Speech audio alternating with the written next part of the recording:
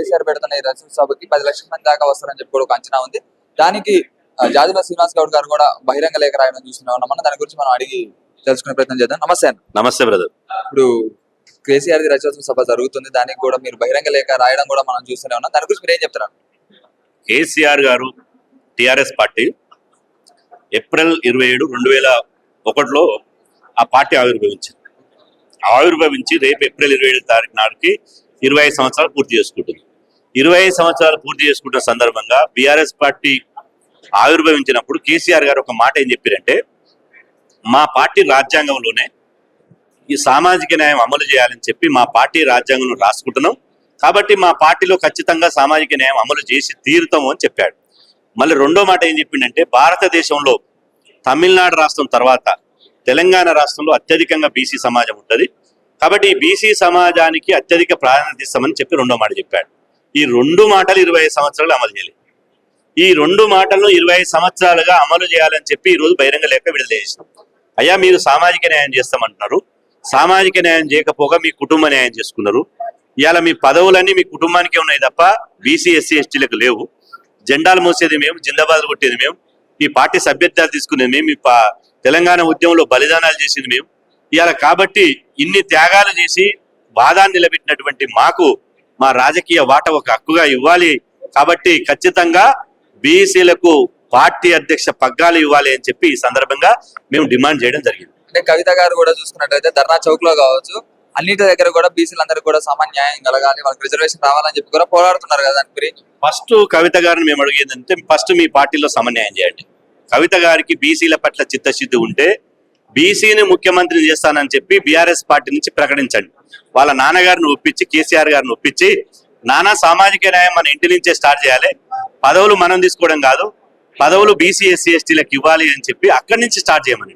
అక్కడి నుంచి స్టార్ట్ చేస్తే నమ్ముతారు తప్ప, లేకపోతే మీరు సామాజిక న్యాయం అమలు చేయకుండా ఇవాళ 25 ఏళ్లుగా 12 సార్లు సంస్థాగత ఎన్నికలు జరిగినాయి టీఆర్ఎస్ పార్టీలో. 12 సార్లు 0.5% ఉన్నటువంటి ఇవాళ వెలమ సామాజిక వర్గానికి సంబంధించిన కేసీఆర్ అధ్యక్షుడు అయ్యాడు. అంటే యావజ్జీవ అధ్యక్షుడు మీరేనా? ఎవరన్నా ప్రపంచ చరిత్రలో 80,000 పుస్తకాలు చదివాలని కేసీఆర్ చెప్పాడు. 80,000 పుస్తకాల్లో ఎక్కడైనా ఒక పార్టీ అధ్యక్షునికి 12 సార్లు 13 సార్లు ఆయనే అధ్యక్షుడు ఉండాలని ఎక్కడైనా ఉందా? అమెరికా లాంటి దేశంలో అధ్యక్ష పదవి 2 సార్లే ఉంటుంది. ఇక్కడ 12 సార్లు అధ్యక్షుడు ఎట్లుంటావు? 2 సార్లు ముఖ్యమంత్రి అయ్యే అవకాశం వస్తే 2 సార్లు మీరే ముఖ్యమంత్రి అయితే, మళ్ళీ ఫ్లోర్ లీడర్ కూడా ఓడిపోయినాక కూడా ప్రతిపక్ష పాత్ర వస్తే ఫ్లోర్ లీడర్ కూడా మీరే అవుతుంది తప్ప ఒక బీసీకి ఎవరైతే, ఒక బీసీకి ఎందుకు ఇవ్వలేదు? ఫ్లోర్ లీడర్ మీ దగ్గరనే ఉంటుంది, అధ్యక్ష పార్టీ పగ్గాలు మీ దగ్గరనే ఉంటాయి, ముఖ్యమంత్రి పదవులు మీ దగ్గరనే ఉంటాయి. మీకే కాకుండా మీ అల్లుడికి పదవి, మీ కొడుకు పదవి, మీ అన్న కొడుకు పదవి, మీ చెల్లె కొడుకు పదవి, మీ బిడ్డకు పదవి. ఇది ప్రజాస్వామ్య పార్టీ లెక్క గుర్తుందా? ఇది కుటుంబ పార్టీ లెక్క, కుల పార్టీ లెక్క గుర్తలేదా? వారి మంత్రివర్గంలో 10 ఏళ్ల కాలంలో మంత్రివర్గంలో చూసుకుంటే 17 మంది మంత్రుల్లో 6 రెడ్లు, 5% ఉన్నటువంటి రెడ్లు 6 రెడ్లు. అదేవిధంగా శాసన మండలి చైర్మన్, అదేవిధంగా అసెంబ్లీ స్పీకర్ 2 రెడ్లు, వాళ్ళని కలుపుకుంటే 8 మంది రెడ్లు. 0.5% ఉన్నటువంటి వెలుమ ఒక ఆయన ముఖ్యమంత్రి, 3 మంత్రులు, హరీష్ రావు, జూపల్లి కృష్ణారావు, ఇలా కేటీఆర్, 4 మంత్రులు. ఇదేనా సామాజిక న్యాయం? మీ పార్టీ రాజ్యాంగం రాసుకున్నని చెప్పిన కదా, ఏది సామాజిక న్యాయం అని అడుగుతున్నా. ఇలా నోరు తీస్తే ఇవాళ ఏమంటారు? ఇది టిఆర్ఎస్ పార్టీ మా ఇంటి పార్టీ, టిఆర్ఎస్ పార్టీ మా ఇంటి పార్టీ అంటారు. ఎస్, తెలంగాణ ఇంటి పార్టీ కాదు, మీ ఇంటి పార్టీ వాస్తవమే. అది కల్వకుంట్ల ఇంటి పార్టీ, కల్వకుంట్ల ఇంటి పార్టీ కాబట్టి ఇవాళ ఒకవేళ కేసీఆర్ ఆరోగ్యంగా లేకపోతే మళ్ళీ ప్రెసిడెంట్ చేయడానికి కేటీఆర్ ని వర్కింగ్ ప్రెసిడెంట్ గా చేశాడు. అదేవిధంగా అన్న కొడుకు సంతోష్ రావుకు ఎంపీ పదవి ఇచ్చాడు, బిడ్డను రెడీగా చేసిండు, అల్లుని రెడీగా చేసిండు. మరి ఒక మధుసూదన్ సార్ని ఎందుకు చేయలే? ఇంకొకరిని ఎందుకు చేయలే? వర్కింగ్ ప్రెసిడెంట్ ఎందుకు బీసీకి ఇవ్వలే? ఒక పార్టీ అధ్యక్షుని ఎందుకు బీసీకి ఇవ్వలే? ఆ బీసీకి ఇవ్వాలని మేము అడుగుతున్నాం. వదిలే ప్రసక్తి లేదు. రేపు జరిగే బహిరంగ సభలో ప్రకటించాలి. బహిరంగ సభలో ఒకవేళ ప్రకటించినా కానీ అది నెరవేరుస్తున్నట్టు నమ్మకం ఉందా? నెరవేర్చాలి. నెరవేర్చకపోతే వంగబెట్టి బండ పెడతాం. ఎందుకు నెరవేర్చరు? 60 లక్షల మంది సభ్యత్వం ఉంటే 58 లక్షల మంది బీసీ ఎస్సీ ఎస్టీలే బీఆర్ఎస్ పార్టీలో సభ్యత్వం తీసుకున్నాం. 58 లక్షల మంది మేము సభ్యత్వం తీసుకుంటే ఇవాళ 0.5% లేని వాళ్ళకి 5% లేని పదవులు ఎట్ట కట్టబెడతారు? ఇది రాచరికం అనుకుంటారా? అది ఇది ప్రజాస్వామ్యం అనుకుంటారా? రాచరికం అనుకుంటారా? రాచరికం అంటే ఏంది? కుటుంబాలకే ఉంటాయి, వారసత్వంగా కుటుంబాలకే పదవులు ఉంటాయి రాచరికంలో. ప్రజాస్వామ్యంలో ఉంటే ఇవాళ రకరకాల బీసీలకు ఎస్సీలకు ఎస్టీలకు పదవుల పంపిణీ జరుగుతుంది, సామాజిక న్యాయం జరుగుతుంది. అది లేనందుకే ఇలా బహిరంగ సభలకి రాసినాం. ఇది మార్చుకోండి, మీ వ్యతిరేక వైఖరి మార్చుకోండి. బీసీ ఎస్సీ ఎస్టీలకు ఇప్పటికైనా సముచిత స్థానం కల్పించండి. అప్పుడే మీ పార్టీ అధికారంలోకి వస్తుంది. లేకపోతే మీరు కాళ్ళు పైకి లేపి తలకాయ కిందికి లేపినా బీఆర్ఎస్ పార్టీ రాష్ట్రంలో అధికారంకి వచ్చే ప్రశ్న లేదు. రేపు 2000 కాబోయేది బీసీ ముఖ్యమంత్రి. ఎవడు ఆపలేడు. 1% లేనోళ్ళు, 5% లేనోళ్ళు, అడ్డుకుంటే 90% లేనోళ్ళు చూస్తూ కూర్చుంటామా? కాబట్టి బీసీ ముఖ్యమంత్రి నినాదంగానే మేము ముందుకు పోతాం. బాలరాజ్ గౌడ్ గారు అయితే వాళ్ళందరికీ కూడా వినతి పత్రం, కేసీఆర్ వినతి పత్రం కూడా రాయడం చూస్తున్నాం ఉన్నాం. మనం దాని గురించి మనం అడిగి తెలుసుకుందాం. నమస్తే అన్న. జరగబోయే రజతోత్సవ సభకి మీరందరూ కూడా బీసీ తరపు నుంచి ఒక బహిరంగ లేఖ అయితే రాశారు కేసీఆర్ గారికి. అసలు ఏది ఎందుకు రాశారు? మొదలు ఎస్సీలకు ముఖ్యమంత్రి పదవి ఇస్తానే మాట తప్పిండు. ఇప్పుడు ఏంటంటే భారతదేశం అంతా తెలంగాణలో బీసీల గాలి వీస్తుంది. బీసీని అధ్యక్షత పదవిలో కూర్చుండబెట్టాలని మా బీసీ సంఘాల ద్వారా మా జాతీయ అధ్యక్షులు సీనన్న సారథ్యంలో మేము డిమాండ్ చేస్తున్నాం. 10 లక్షల వరకు వచ్చే ఆ సభకి ఎంతో మంది కూడా ఊళ్ళలో నుంచి బస్సులు పెట్టుకొని కూడా వాళ్ళంతా స్వయం డబ్బులు పెట్టుకొని కూడా వస్తున్నారని చెప్పి కూడా అంటారు. దానికి మీరేం చెప్తారు? ఆయన 7 లక్షల కోట్లు అప్పు చేసిండు. ఆయన దగ్గర విపరీతమైన డబ్బు ఉంది. ఏదైనా ఖర్చు చేస్తాడు, చూపిస్తాడు. కానీ బీసీలు కూడా ఇప్పుడు రాజకీయంగా చాలా పరిపక్వత చెందిండ్రు. ఆయన అనుకునేటట్టు వస్తారు, తింటారు, తాగుతారు, అన్ని చేస్తారు. కానీ ఓటయ్యారు ఆయనకు. ఎందుకు అంటే ఇప్పుడు అర్థమవుతుంది కదా, కులగణన చేయలేదు, చేసిన దాన్ని బయట పెట్టలేదు, బీసీలకు రాజ్యాధికారంలో వాటా ఇయ్యలేదు, గొర్రెలు చేపలు బర్రెలు అవే ఇచ్చిండు, ఆత్మగౌరవ భవనాలు ఇచ్చిండు. కానీ రాజ్యాధికారంలో మేమెంత మా వాటా దక్కనీయలేదు. రాహుల్ గాంధీ కామారెడ్డి డిక్లరేషన్ లో ఇచ్చిన మాట ప్రకారము మాకు బీసీలకు సామాజిక న్యాయం చేస్తున్నాడు. ఆయన వంతు అలాది కేంద్రంలో లేదు కాబట్టి అసెంబ్లీలో బిల్లు ఆమోదించిండు 42%. రేపు ముందు కూడా స్థానిక సంస్థలలో మున్సిపాలిటీలలో కూడా ఆయన అధికారం పంచడానికి వాళ్ళు ఒప్పుకున్నారు. ఈయన 10 ఏళ్ళు ఉన్నప్పుడు ఒప్పుకోలే. ఈయన బిడ్డ వచ్చి ఇప్పుడు జ్యోతిరావు పూలే విగ్రహం పెడతాంటుంది. మేము పెట్టుకోలేమా? బీసీలము 10 ఏళ్ళ అధికారంలో ఉన్నప్పుడు పెట్టింది. ఆమె కూడా బీసీ తరపున నేను మీ అందరికి న్యాయం చేస్తా, బీసీలందరూ కూడా మేము బీసీలలో చాలా చైతన్యవంతంగా ఉన్నాము. మీరు పల్లెలలో పోయి విలేజ్లలో పోయి చూడండి, బీసీలు ఎంత ఐక్యమత్యమైనరో. అన్ని బడుగు బలహీన వర్గాలందరూ కూడా రాజ్యాధికారం మా సొంతంగా రావాలని మేము గట్టిగా ప్రయత్నం చేస్తున్నాము. ప్రతి ఒక్క బీసీని మేల్కొల్పుతున్నాము. బీసీలందరూ ఒక ఐక్యం అయితే ఇప్పటికి రాజ్యాధికారం వచ్చేది. కానీ ఐక్యత లేకపోవడం వల్లనే రాజ్యాధికారం ఐక్యత లేదని మా ఐక్యతకు నిదర్శనము జంతర్ మంతర్ లో వేలాది మందితోని ఎట్లా మహాసభ స్పెషల్ ట్రైన్ పెట్టుకొని పోయినాం కదా, మీరు చూసారు కదా. అది ఐక్యత ఉన్నది. ఇప్పుడు బీసీలందరూ ఐక్యమైతే బీసీలో ఒక నాయకుడు వచ్చి ఆ నాయకుడి తరఫున కూడా సీఎం పదవి దాకా కూడా పోయేటోళ్ళు. ఎందుకంటే సగానికి ఎక్కువే ఉన్నారు బీసీలు. ఇప్పుడు మా బీసీలలో ఎవరైనా సరే బీసీ ముఖ్యమంత్రిని మేము చేసి తీరేదాకా నిద్రపోము. ఎవరైనా సరే బీసీ ముఖ్యమంత్రి చేస్తాం. బీసీ ఎస్సీ ఎస్టీ మైనార్టీ వర్గాలను కలుపుకొని రాజ్యాధికారం తెలంగాణలో చేస్తాం.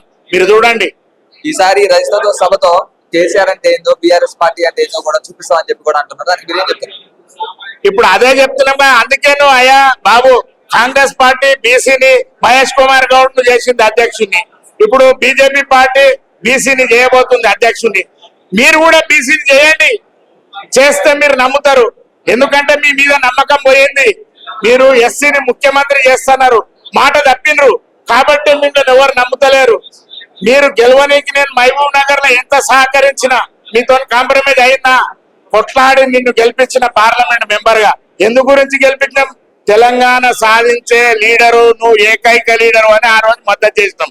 ఇప్పుడు ఆ విధంగా లేవు, నువ్వు మారిపోయినావు. ఎందుకంటే బీసీలకు ప్రగతి భవన్ లో ఏ రోజు నువ్వు కలవలేదు, సెక్రటరియట్లకు రానియలేదు, గద్దరన్నను కలవలేదు, మందకృష్ణ మాదిగని జైల్లో పెట్టినావు. ఇవన్నీ ఉన్నాయి కాబట్టి చెప్తున్నాం.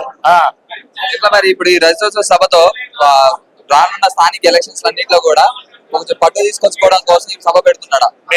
మేము నిన్ననే చెప్పినాము, సోమాజి కూడా ప్రెస్ లో పెట్టినాము. ఇప్పుడున్న ప్రభుత్వం కూడా సామాజిక న్యాయం పాటించాలి. 42% మేము ఎంతున్నామో అంత స్థానిక సంస్థలలో సీట్లు ఇవ్వాలి.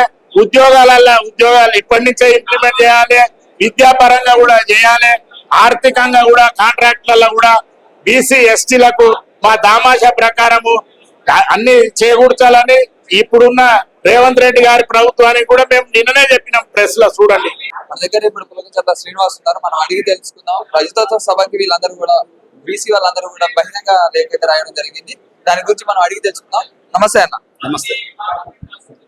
వరంగల్ లో చేయబోతున్న ఎలకతుర్తిలో చేయబోతున్న రజతోత్సవ సభకి బీఆర్ఎస్ పార్టీ వాళ్ళకి మీరు బహిరంగ లేఖ అనేది రాశారు. దాని గురించి మీరు ఏం చెప్తారు? ఈరోజు బీఆర్ఎస్ పార్టీ 25 సంవత్సరాలు పూర్తి చేసుకున్నటువంటి శుభ సందర్భంగా రజతోత్సవ సభ నిర్వహిస్తా ఉన్నారు వరంగల్లో. మేము ఒకటే బీఆర్ఎస్ పార్టీని డిమాండ్ చేస్తా ఉన్నాం.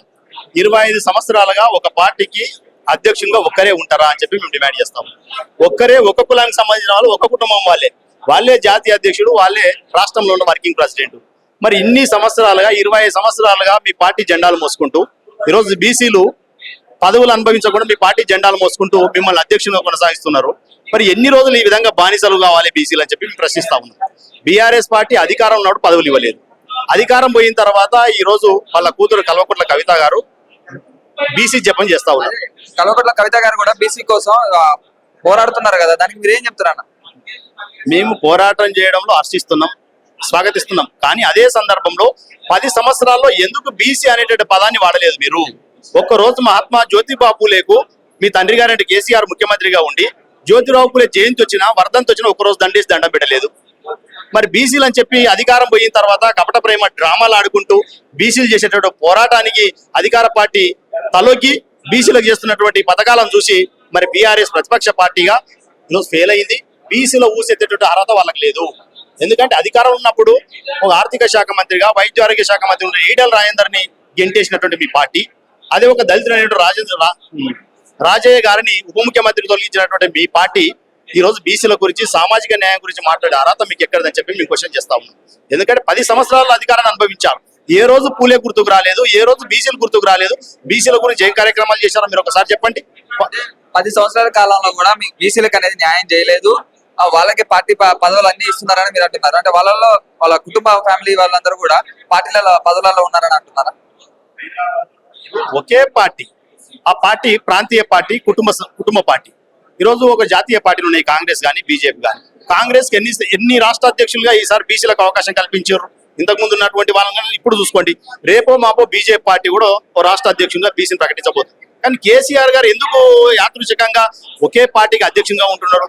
మేము ఒకసారి ఏమంటున్నామంటే, మీరు అడగడంలో బీసీల గురించి మాట్లాడడం తప్పు లేదు, కానీ 10 సంవత్సరాల అధికారం అనుభవించి, ఎందుకంటే తెలంగాణ ఉద్యమంలో బీసీ ఎస్సీ ఎస్టీలు ప్రాణాలను అడ్డం పెట్టి అధికారం తెచ్చిన తర్వాత కేసీఆర్ ముఖ్యమంత్రి అయ్యారు. ముఖ్యమంత్రి అయిన తర్వాత ఏం చేశారు? నామినేటెడ్ పదవుల్లో బీసీలకు ఇవ్వలేదు. స్థానిక సంస్థల ఎన్నికల్లో 2018 సాధారణ ఎన్నికల తర్వాత 2019 స్థానిక సంస్థ ఎన్నికలు వస్తే 33% ఉన్నటువంటి రిజర్వేషన్లు 17% తగ్గించారు. ఆ రోజు బీసీలు గుర్తుకు రాలేదా?